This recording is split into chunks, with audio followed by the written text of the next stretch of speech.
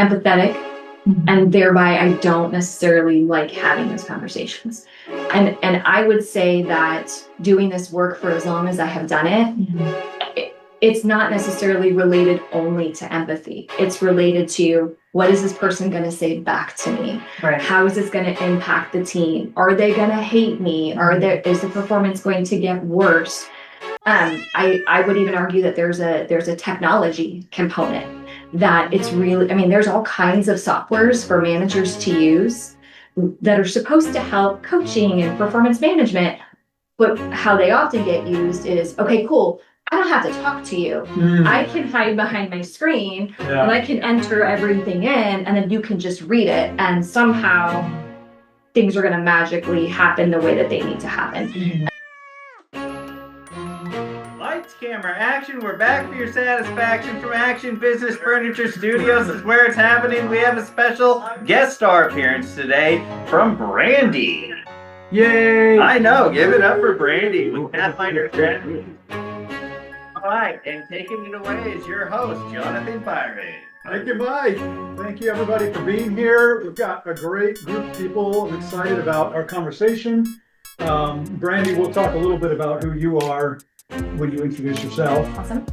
But thank you for being here. And so what we typically will do now is go around the room, introduce ourselves, and we really like to highlight events that are coming up. Whether it's an event that you are hosting yourself, an event that you're planning on attending, or an event that you wish you could go to, but scheduling is not allowing, but you think everybody would benefit from knowing about it.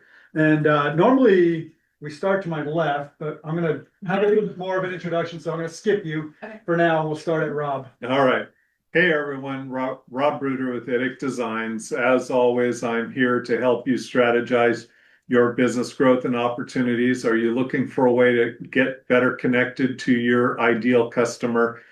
Technology can help. I can work with AI and other database and data-driven applications to help you do that. So Idic Designs, infinite diversity and infinite combinations in technology. Excellent. Welcome. I'm Heidi Simmons with Empower and Engage, and I help parents raise confident, resilient, independent kids.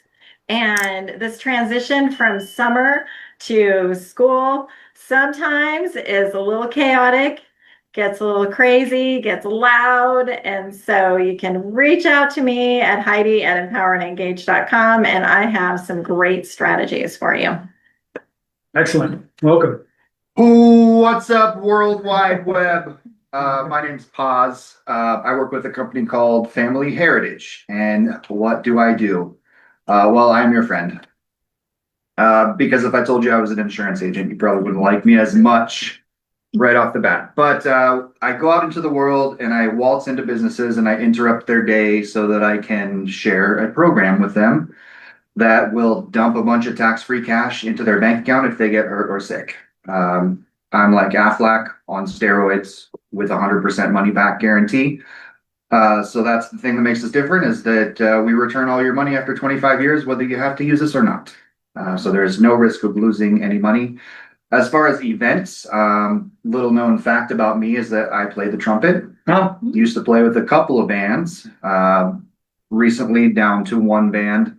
But the band that I just parted ways with is playing a show tonight in Coeur d'Alene at Black Lodge Brewing. It starts at 7 o'clock. It's $5 to get in the door. I'm going to go. If you want to meet me, I'll be there. Awesome. I feel tempted to be as bombastic and say hello to the World Wide Web, but I'm Steve Hicks. I'm this guy's client because cancer kind of scares me, and so he's got me covered. And then other than that, I'm just a guy that likes I'm choking on popcorn. I'm just a guy that likes feeling awesome. Kind of lazy, so I don't want to be obsessed about it. So I created a fitness system that is reasonable, sustainable, and helps double your energy while making you feel amazing and look great in the mirror. And you do. Oh, thank you. I'm his client as well. Yeah, kind of fat. we all say, we all agree with that, right? And we all think he's looking pretty good. Yeah. Hi, I'm Dave Ribble from Standout Mastery, and we have something coming up on the 20th of September. Write it down. I'll wait. Okay. But we're going to do another summit. And the first one was very successful. This one's going to be even more fun. We're going to master the art of meaningful connection, upgrade your communication toolkit, engage in energizing breakout sessions, turn conversations into opportunities, third-party endorsement magic, whatever that is, and transactional to transformation. So I hope you will join us the 20th of September, Community Center. Some people sitting right there at this table were there last time and would tell you, even if I was out of the room. So please come. We have some flyers and everything else. And let me turn it over to Val.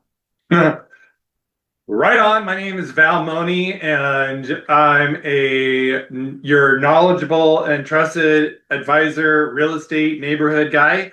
I'm passionate about community, so I bring all that to my real estate practice, and I'm going to practice some third-party endorsement magic right now because I know exactly what that is.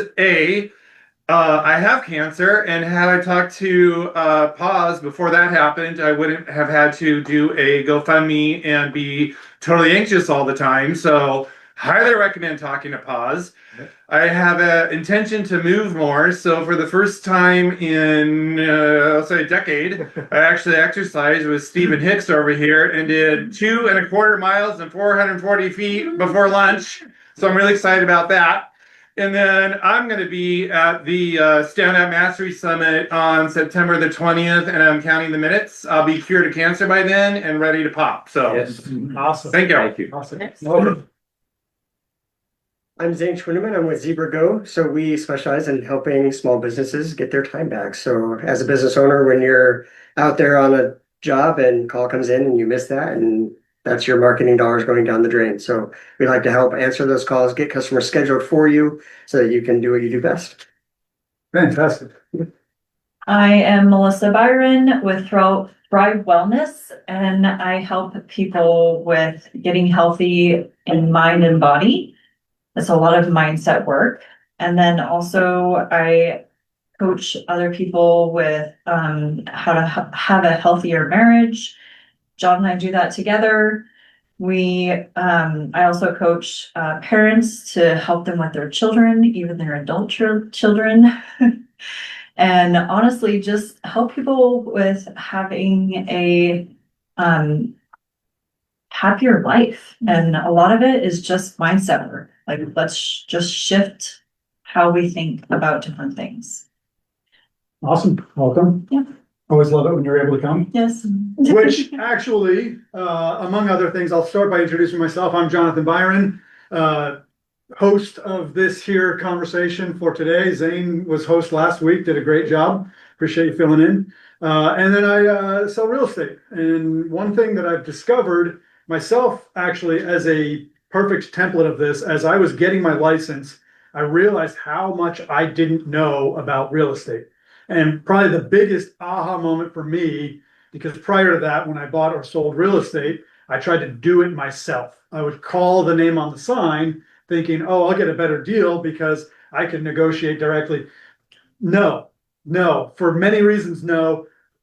The bottom line is you can have representation in a real estate deal. And it's been my joy for the last 10 years to represent people in their real estate journey. So if you're thinking about buying, thinking about selling, call me first. It doesn't cost anything to have the conversation. Actually, was telling the group here, I discovered that Zoom has this feature where you can start billable hours. And I don't do that. Like when you call me, I don't start billing you. So we'll get into all of that, but call me if you're interested in real estate in any way. If you want to start buying, selling, if you want to be a realtor, I love real estate. So get that out of the way. On the note of kids, and Heidi, you mentioned school starting up. We are making a huge announcement. I'm going to say it now and probably again at the end. Starting September 5th is the first Friday in September. We are moving the timeline for this conversation. We are going to meet here at Action Business Furniture at noon with lunch. We'll have lunch for you. So come hungry, and it's not anything super fancy, but we'll have food. We'll have lunch together at 12:30. We'll kind of start the mingling and talking about what we're getting started in the topic. And then from 1 to 2 will be the live broadcast. So that's a big announcement. Also, Dave with Standout Mastery, SSBE, we will have a table there. And so we're looking for people that are interested in potentially being a part of that and being a part of us being at the table. And as we get into fundraiser season, we want to give back. And so we're looking at sponsoring as many tables at as many fundraisers as we can. And so if you're interested in supporting that financially or being a person in the room at these fundraisers, a lot of times just filling the room with people is very helpful. So if you're interested in going to fundraisers, if you always thought, oh, I'd like to go to a gala, they're fun. They're so great to go to those and be a part of that. So even if you don't have the money to buy your way into a table, we'll be covering a lot of tables, and we just need people that can show up. And then also, if you do have money and you want to support some great causes, we have a lot of people that have been on the show that are just friends of the show, and we want to support as many of them as we can. So many hands make light work and raise all ships. So there's some opportunities for that. We do want to thank Action Business Furniture for hosting us. They are such great. I mean, I brought this idea up and they're like, yeah, great, 12 o'clock, sure, whatever. I didn't even tell them we're bringing lunch, so they're even more excited about that. So Action Business Furniture, big fans of them and want to support them. And then the next Friday is a 5th Friday. So the plan right now, we're going to see how this goes. We don't have a guest scheduled. We are just going to have a conversation about direction. Where are we going with this? What are some topics that we want to really be getting into? So we'll probably have a poll between now and then where you can kind of weigh in what are some topics that you'd like brought up at that conversation, but it'll be just a change of pace. And then we'll be back at it September 5th at our new time at noon/1 p.m. So that's a lot to say. Mike, you got something for us? When more than one gather on public Wi-Fi, data is collected in his name. And this is what we're doing on the 28th, Thursday, 6 to 9, we're having another gathering. They say that humans are the sexual organs of the robot world. So this will be a good gathering. We're going to combine, like Rob and I, it's going to be cool. Okay? Like with Rob's data in my, we can do it. We can have a lot of fun. Everyone can. It's cool. We can do it with Val too. Like everyone can get in. It's inclusive. We will be building, learning, and understanding. Thursday, Steam Plant, Wine Cellar Room. Hope to see you there. I just want to say I went to the last one and it went, I don't know what I expected, but it ended up way cooler than I was kind of thinking. And I learned a lot and I highly recommend it. It was awesome. Oh, you were there. Yeah, I will second that. By the way, what does Mike do? Melissa and I were just talking about that. We don't know. I'm a data scientist. Come on up, tell us who you are. Well, I'll tell you guys all about me next week. How about that? I'll tell you all about me. Come to the mixer on Thursday. Yes. You'll find out who Mike is. There we go. All right, Brandy. So I have to follow that. Yes, apologies for. So, Brandy Ferrer of Pathfinder Strategies, we are a leadership development consultancy, and we also do team alignment work.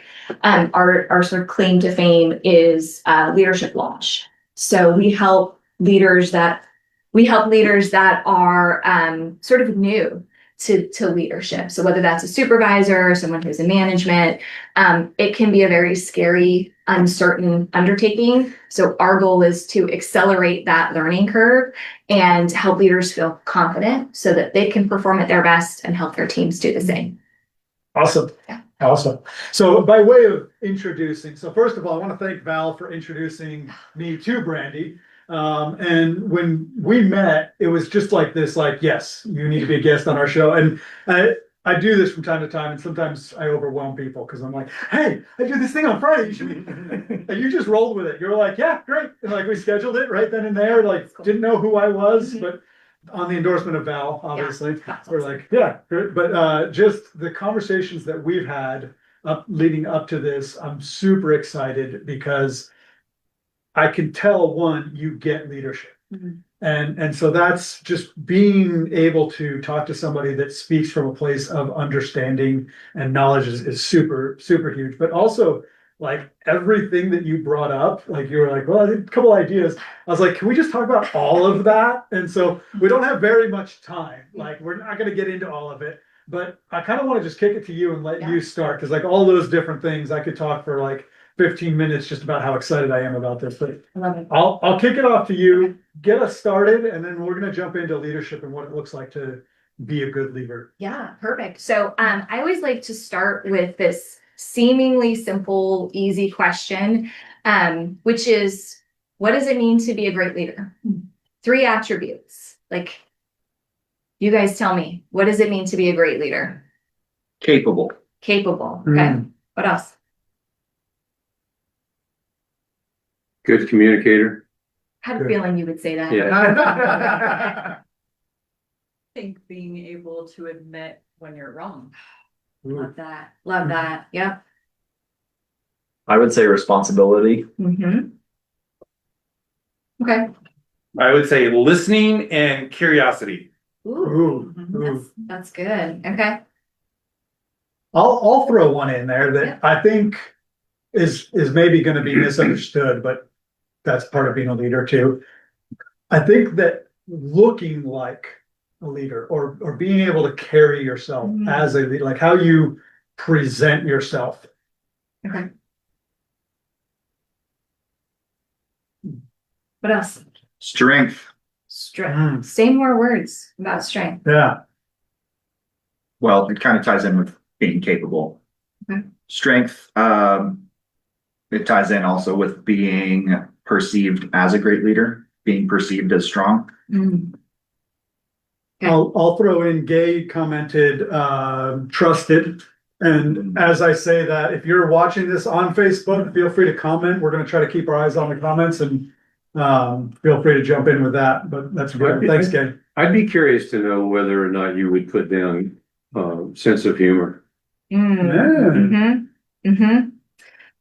Okay. So 1, 2, 3, 4, 5, 6, 7, 8, 9, 10. That's 10 attributes. Are any of these wrong? No. Or any of them more right than others? Can you read the list again really quick? Okay. Capable, good communicator, admit when I'm wrong, responsibility, listening, curiosity, carry yourself as a leader, strength, and then I added perceived strength, trusted, sense of humor. So are any of those more right? The only one that strikes me as less is capable, because I feel like that's not necessarily what it takes to be a leader. Okay. Okay. So say more about that, Val. I'm just gonna submit that I think being a leader is partly about declaration and invites discovery of how exactly you're gonna fulfill on being a leader. So I don't think being capable is a prerequisite for being a leader necessarily. Okay. I would contribute that because one of the characteristics, and I don't know if it covered in those 10. I think of some of my friends who are absolutely would never tell you they're a leader. Mm-hmm. But one thing I've always observed in one in particular, when she's in a chaotic situation, she cannot handle it. Mm-hmm.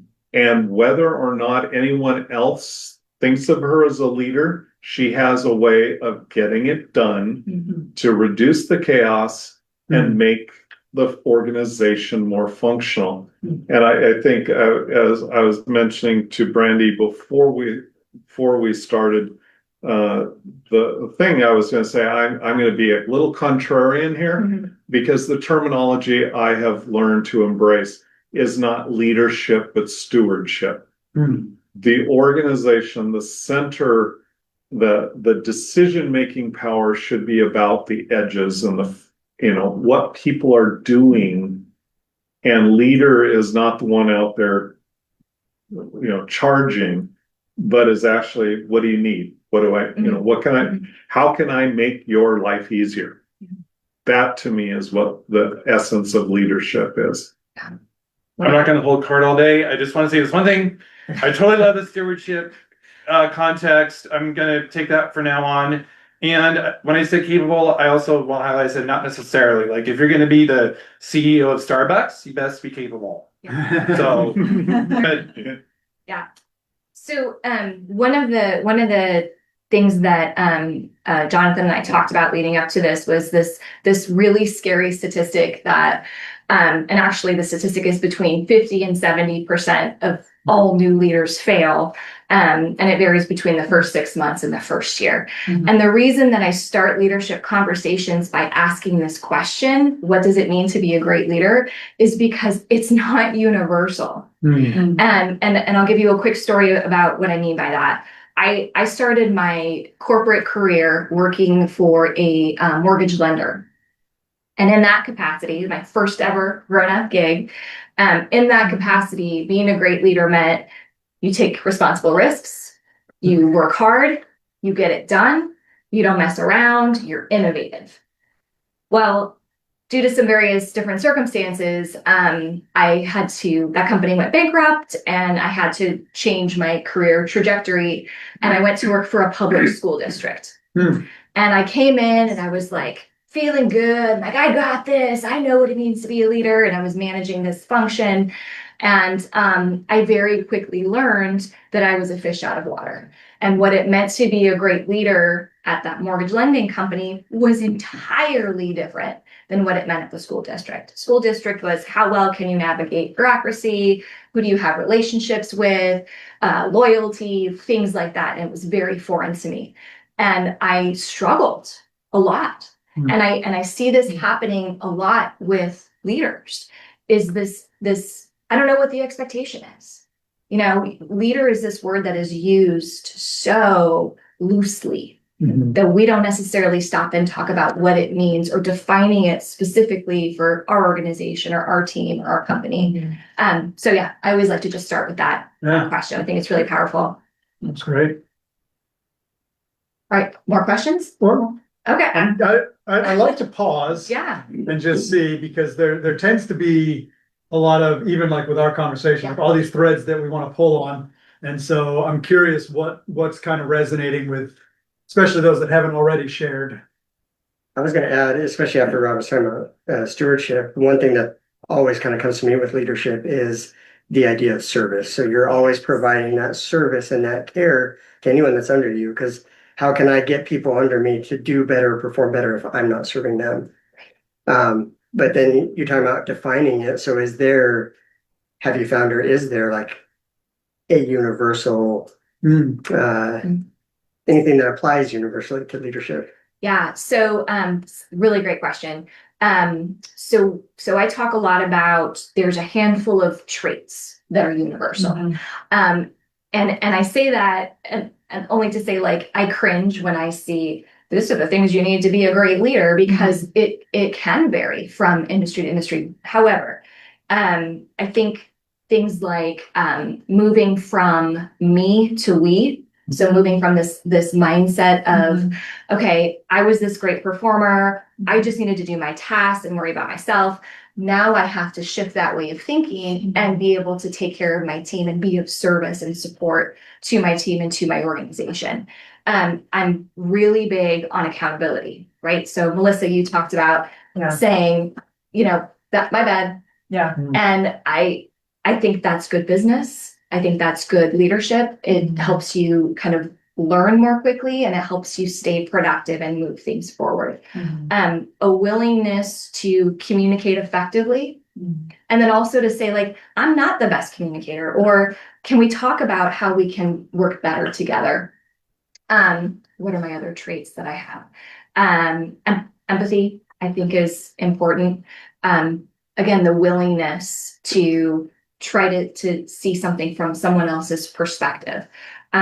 Those are the big ones that come to mind. That's a great question. I feel like vision has to be pretty universal there too, right? Especially when we talk about stewardship or we focus, it's got to be that direction or that vision that you're working towards, or So and then this is personal. Like, I struggle with that word because I have worked with some great leaders that are not visionary, and they'll tell me, like, Yeah. I am not the visionary person. And I actually worked with a CHRO, so the top person in human resources, and she was everything that you could want in a leader: compassionate and caring and brilliant. But she was not the person who was coming up with the ideas. Well, I don't think being vision focused means you have to create the vision, but you have to be able to hold it, whether Know it's where someone we're else's vision that you're working with, whether it's the people beside you or below you that you're supporting, even if it's like their vision for their career or the progressions they want to make. It's got to be towards some end, Oh, sure. I think. Yeah, being able to connect that bigger picture to the day-to-day, 100%, absolutely. So I'm curious, and especially just talking about like owning failures, but also like the opposite of what makes a good leader. Two of the things that you had teased me with that I was like, those need to make it into this conversation. What makes a bad, right? Or like, how do I know that I'm a bad leader? Like, how can I solicit that feedback? Which was the other thing that you said that I was just like, oh my gosh, like, I'll probably get it pretty close. It was something about we need to stop being nice and start being real. And like just this like giving feedback, especially in the 5-star culture where it's like, if I don't get 5 stars on my Uber or my whatever it is, like I'm gonna get sconced out or however you would say that. So like then we fall into this like, oh, like even like this conversation. How was the conversation? Oh, it was a great conversation. Like, was it? Did we actually do anything? Yeah. You know, and it's Yeah. so I either you or amongst, but like I want to jump into this. Like I mean, I have some things to say, of course, but I would love to hear from you guys, and for you guys that are on Facebook, what do you think makes a bad leader? Because I'd be willing to put money on the fact that we've all worked with someone who's not ideal. So what do you think? I think someone who basically is just kind of a leader by position, and then they're like, well, you should listen to me because I'm, whatever position,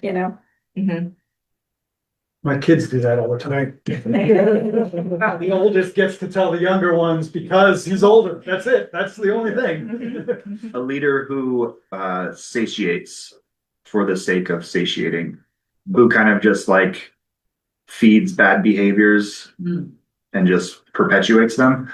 When I met with Val for coffee the other day, some little saying that came up was, to be clear is to be kind. Yes. And it made me think back to a situation where it was actually my nephew. I brought my nephew onto my sales team, and he was having a bad time. He was not good at it. Just fundamentally, he wasn't cut out. It's not for everyone. And he has a son that he has to feed, and he wasn't making any money. And how long are we going to go without you making any money before we cut this off and get you somewhere where you can make money and feed your son? Yeah. So I had to come to terms with the fact that to be clear about that is to be kind. Yeah. Because I want to be a kind person. I want to be a kind leader. I want to be a nurturing leader. Yeah. But That actually brings up a story that's been going through my head, because in my 20s, my first corporate or business position was as a trainer for software, and it was 6 to 8 months, I became training manager for the organization, and I had self-confidence, self-image issues and things, and so I was one of those that I have very strong beliefs and values and vision, but I don't get out there and tell you, you have to do it this way. This is what's going to work and things. I'm more consensus building and things. And I remember getting into this position and feeling awkward because I will talk up to power and say, you gotta give us this. We need this to be good to make the organization work. And being told, no, that doesn't, if they want, and I keep advocating until I get it.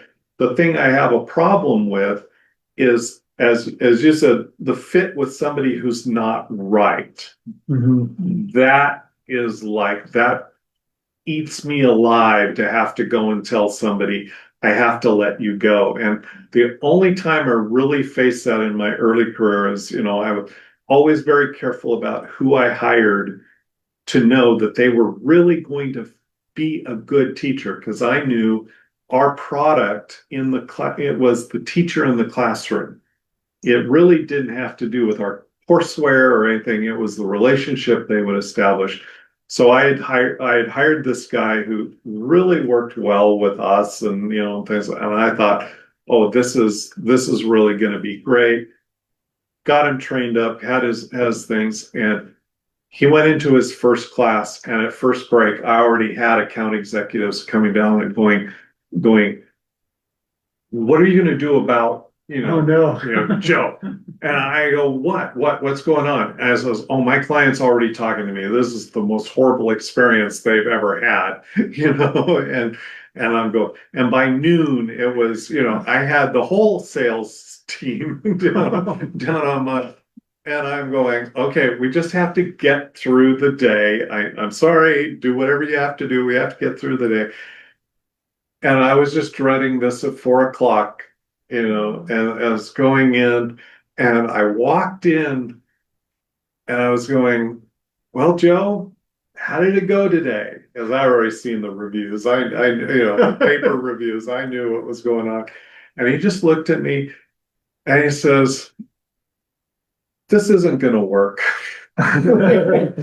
Says, I'm just going to say it. I'm just not the one to do this. And I said, I'm glad you had that conclusion, because that's what I was going to have to tell you. I don't think. And so it was one day, it was gone. But that as a leader is my challenge. Is I understand that my commitment is to the customer, the who we serve is actually my number one issue. And I just get empathy. I have very strong empathic connection with people. And it's like, I don't want to tell you the hard news. And so I really have to kind of pump myself up and say, okay, I can do this. I can be kind and truthful at the same time. That's I'm sure a lot of people can share. Like, that's a struggle that I find in my own business. And one thing that I've discovered, a way that it manifests itself, is I get along really well with most people. Like, it's hard to find somebody that I butt heads with. It's just my personality. Therefore, I get along really well with people that have more abrasive personalities. And so when I introduce, say a Steve Hicks to a Brandy, and Brandy, I don't know you well enough to know, you seem like you get along well with most people, but like they don't get along well. And I'm like baffled. I'm like, Steve is such a great guy. Brandy is so wonderful. Why aren't you guys getting along with each other? And so I am curious, like, just your take on all of this. And I do have from Gay just some things that are on the negative side. Undermine trust, performance, and growth, inconsistency, and then ego-driven behavior will take credit for other people's work and refuses to admit any mistakes or accept any feedback. So a lot of that we've kind of covered, but throwing that in there. But like, what do we need to know? How do we fix this? I have many things. So I want to talk a little bit about, kind of, Rob, some of the points that you brought up. And you said I'm empathetic, and thereby I don't necessarily like having those conversations. And I would say that doing this work for as long as I have done it, it's not necessarily related only to empathy. It's related to, what is this person going to say back to me? Right. How is this going to impact the team? Are they going to hate me? Is the performance going to get worse? I would even argue that there's a technology component, that it's really, I mean, there's all kinds of softwares for managers to use that are supposed to help coaching and performance management. But how they often get used is, okay, cool, I don't have to talk to you. I can hide behind my screen Yeah. and I can enter everything in, and then you can just read it, and somehow things are going to magically happen the way that they need to happen. And that's just not how humans work. So there's that piece of it. There's a lot of like just fear and uncertainty around having these hard conversations. 90% of the population is conflict averse. And feedback is not conflict, but we conflate the two. So I think that's a big challenge. And I think there's and this is not an original idea. If you've read Kim Scott, Radical Candor, you know exactly what I'm talking about. Being nice is not the same as being kind. And I use the example of I went to this big like elbow rubbing dinner when I was in corporate. All the execs are there, and I'm like, yes, I'm so cool. And I'm trying to make a good impression on my leadership team. Schmoozy. I get back to the hotel room after dinner, go to brush my teeth, and I just have a grill full of spinach. Nobody told me. Yeah. Nobody told me. Yeah. And that's a really good example of I love that. that's a really Yeah. good example of Yeah. like no one said anything to me because they didn't want to feel uncomfortable themselves. So they risked their discomfort for my total humiliation. So when I think of the difference between nice and kind, I think about niceness as being about us, right? Being about us as individuals. It's to some degree self-serving. We get to stay in our comfort zone. Whereas being kind is about the other person. And if you think about it that way, then a lot of those conversations don't seem as hard. You know, like something else that I say a lot is feedback is a gift if you're doing it effectively and with good intention. You know, I really appreciated your example with your nephew.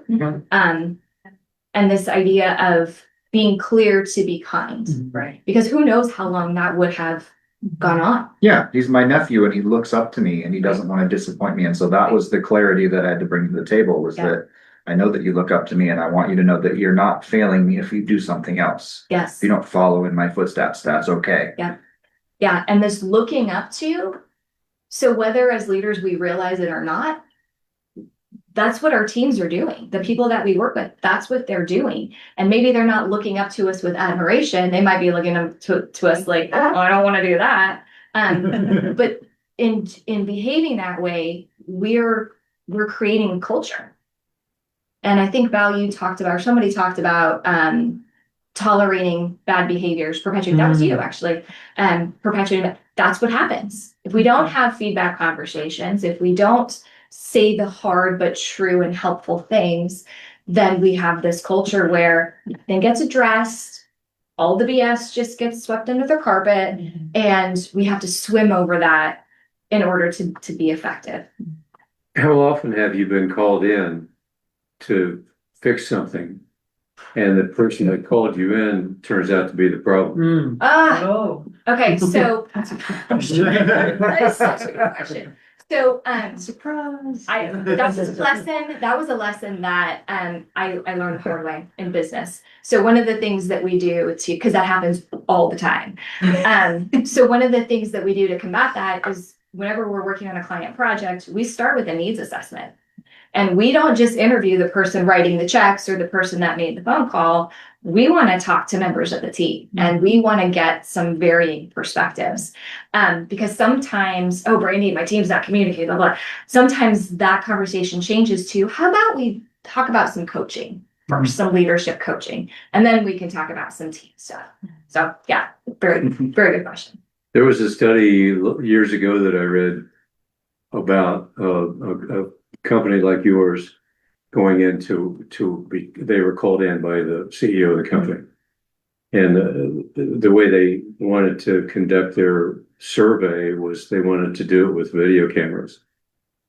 They also interviewed people, but they used video cameras. And the understanding was with the CEO was that when it comes time for us to present to you what we think is wrong, you have to accept it. and you still have to pay us. Yeah. I should put that in my contract. Yeah. So the whole story is that they actually set the cameras up, and some of that was set up in the front lobby. Mhm.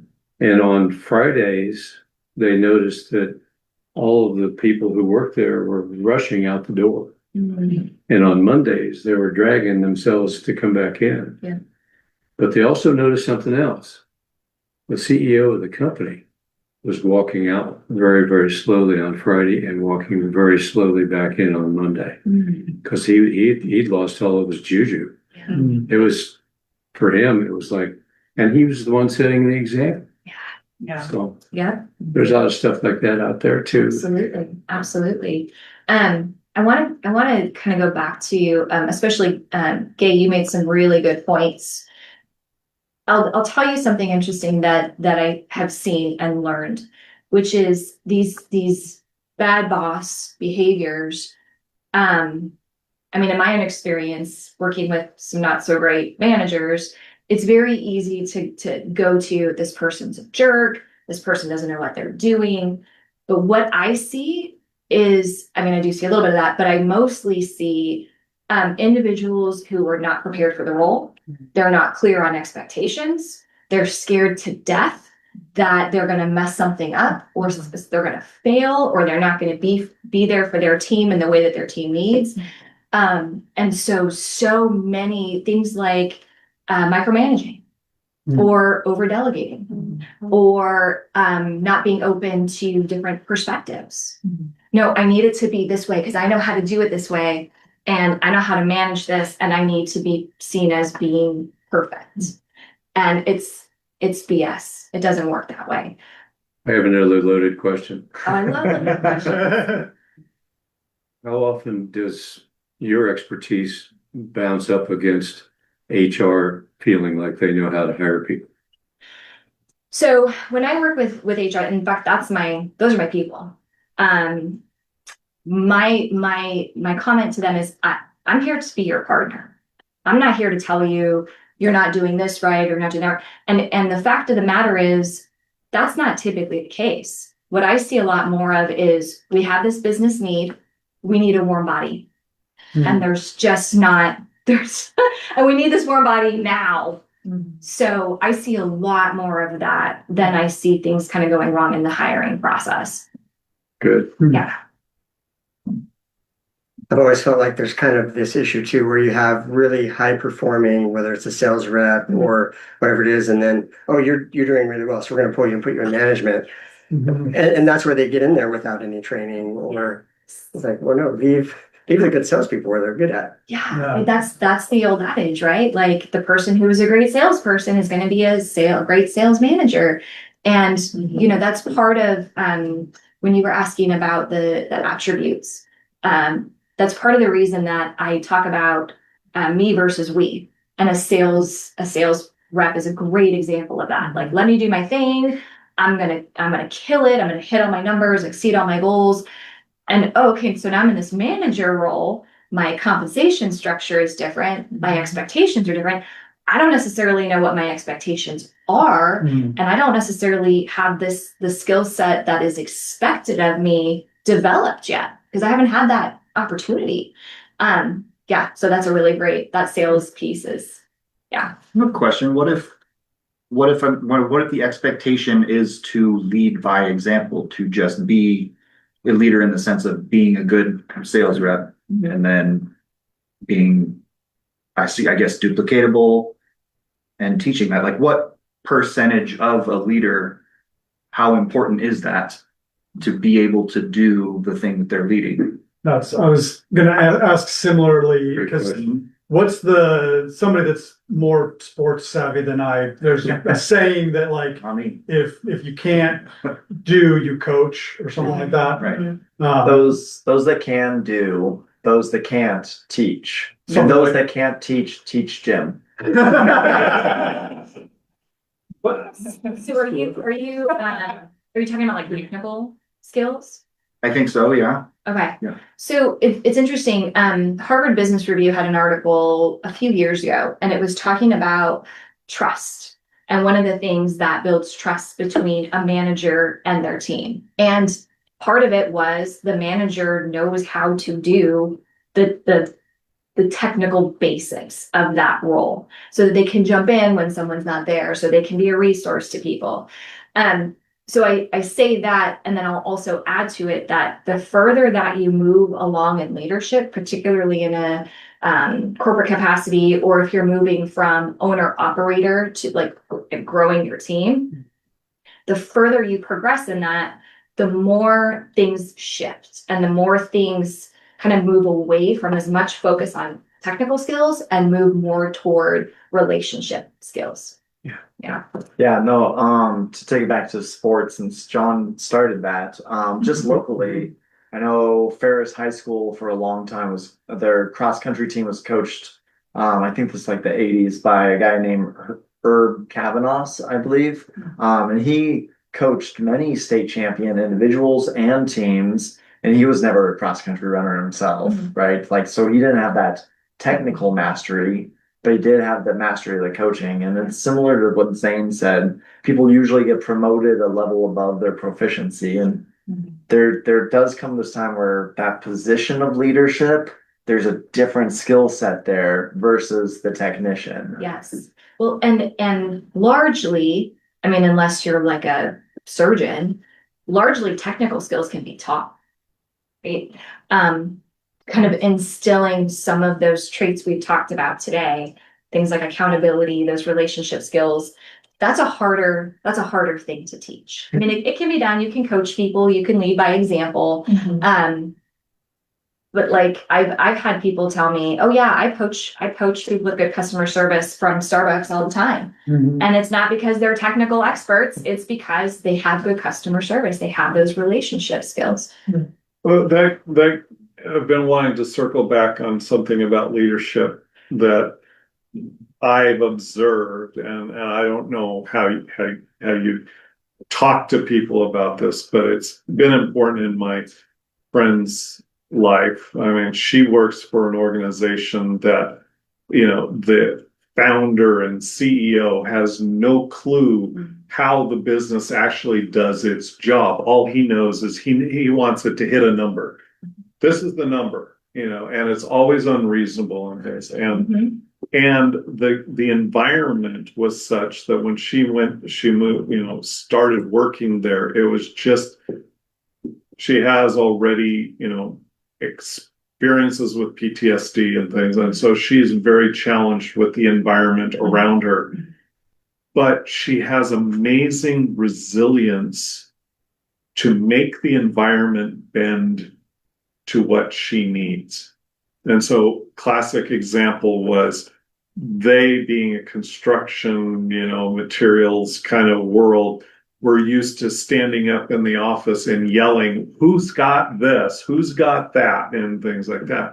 And it got to be so bad that she went out one day, went to the office supply store and bought boxes and just went around to everybody's desk and gathered everything up. She was the CEO's personal assistant. And all she did, she went around and got all this stuff together, put it all in boxes. So it was there by project, put the boxes behind her desk and create a sign out sheet. 10 years later, everyone in the organization, even when it was bought out, knows that you go to her if you want to know how it works, because she knows how the organization works and has nothing to do with the sign on the door, you know, saying even now when they sold and got their previous owner out, even the new manager and CEO, you know, come to her and say, okay, how does this work? So there is that leadership because it's you, and people begin to reflect that that's something they want. They want that confidence. They want all those qualities, and they will find it even if the person who carries it doesn't have a title to go with it. Yes, I think that is such a great point. You know, as you were talking about this, I was thinking about words like courageous, challenging the culture, because how easy is it to say, oh, well, the CEO doesn't give a crap about this or blah, blah, blah. Why should I? I mean, we hear that a lot, but to actually say, you know what, I'm going to make impact where I can make impact. I think that's the leadership part. I have an individual I'm working with right now, and the CEO that you described could be his CEO. And so we've talked a lot about how do you, knowing that that's the case and knowing that none of us have the power to change anybody else, how do you protect your team from that? And how do you instill, psychological safety and instill on your team the culture that you want? And I think that's a big piece of it too. Something that you said a bit ago that resonated with me and kind of like an aha moment that, a big part of what we're doing here, we want to encourage people to take actionable steps. And it's like the question of towards the beginning was like, how do we be a good leader, or how do you recognize when you're not a good leader? And you mentioned that you had one of the CEOs, you're like, maybe we need to get you into coaching. Yeah.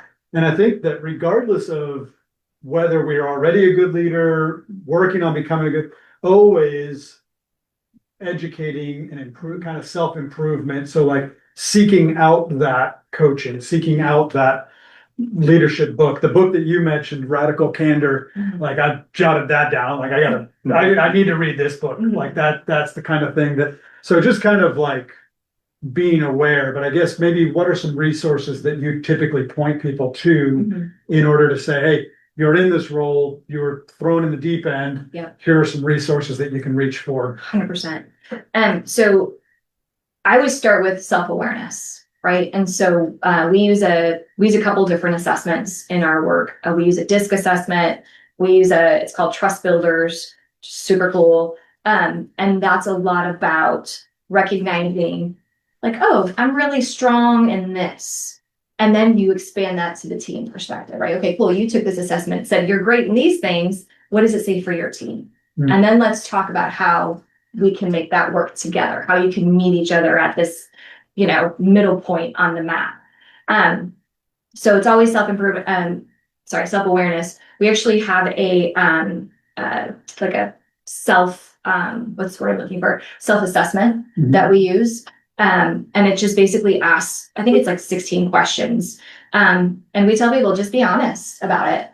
And it asks questions like, what is expected of you as a leader? What are your goals as a leader? So some things that seem very basic, but also like, how do you rate yourself in terms of how well you communicate or not? And so that's very telling for someone to actually sit down and reflect on it and think about it. So I would say anything that helps with self-awareness. I've written a couple books myself. And so of course I always point people to that. One's about accountability and one's about that transition into leadership for the first time and the questions you want to ask and the things that you want to be aware of. And another exercise that I do a lot with leaders is I call it a leadership brand exercise. So one of the things that I struggled with as a new leader was, okay, if I just read all the books, if I just listen to all the podcasts, if I just do all the things that all of these really successful leaders do, then I'm going to be amazing. And the truth is that doesn't work for everybody. It worked for them. Like, okay, kudos. Right.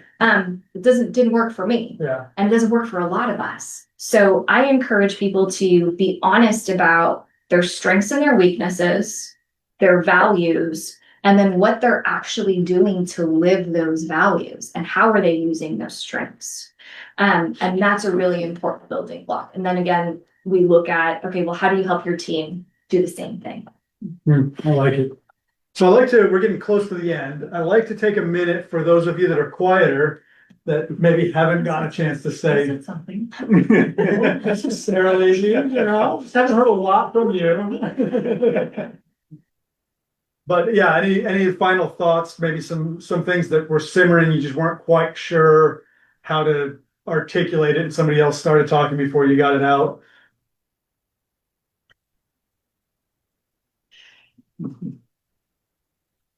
Just since we're bringing up references when you were talking about brand, leadership brand and things, it made me think of somebody I've been listening to lately.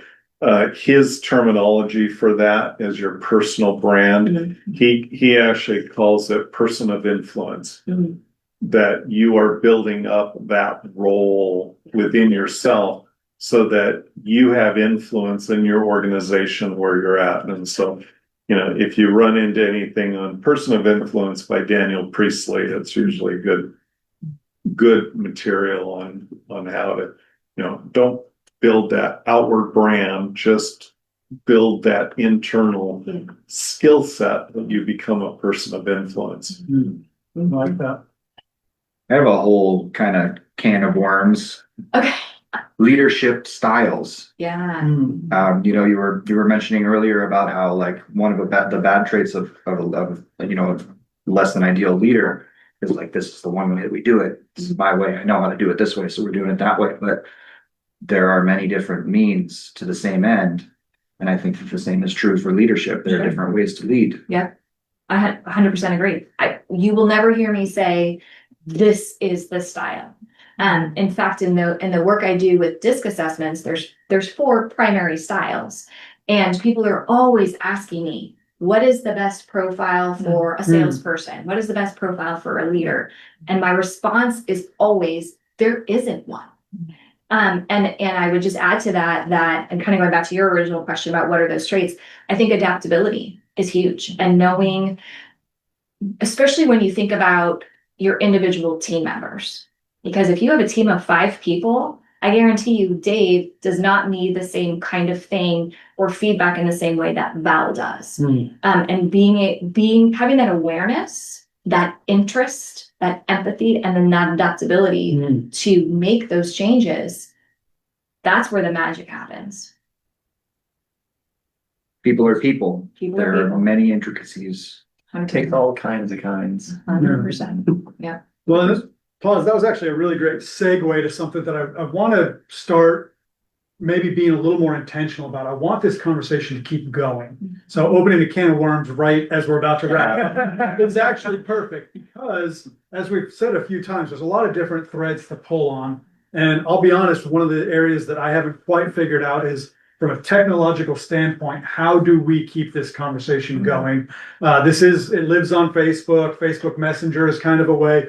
But, you know, I really do. I want to encourage the folks watching this on Facebook, our YouTube audience. I want to keep the conversation going. So if you are, you know, even in the room and you want to comment on this video, find it on YouTube. But and then, of course, we'd love to just keep the conversation going. And leadership is just one of those things that on the one hand, it is timeless. Like there's always been, from probably from the very first 2 people, somebody took on a leadership role and said, hey, let's go do this.